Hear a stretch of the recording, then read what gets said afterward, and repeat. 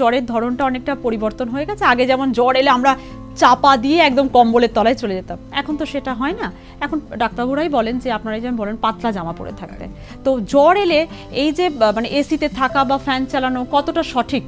অনেক মায়েরা বলে ডাক্তারবাবু বাচ্চার জ্বর এলো, আমার কাছে কালকেই একজন এসেছিলেন, তার বললো ডাক্তারবাবু 107 জ্বর উঠে গেছিলো, 107। আপনি এত বললে হ্যাঁ ডাক্তারবাবু এরকমই হলো, তার পরের বার যখন হলো 106, তারপরে এখন 102-3 এরকম থাকছে।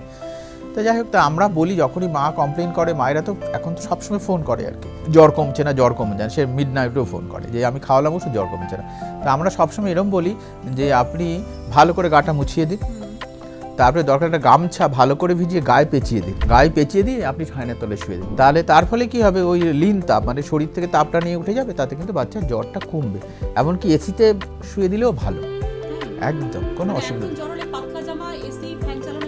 একদম একদম স্নান করিয়ে দেবেন, দরকার স্নান করিয়ে দেবেন একদম। এগুলো hydrotherapy is very very important এবং খুব কাজে দেয়। এরকম নয় যে আপনি জ্বর এলে সঙ্গে সঙ্গে কম্বল চাপা দিলেন বাচ্চা, এরকম কিন্তু না, ব্যাপারটা এখন এরকম।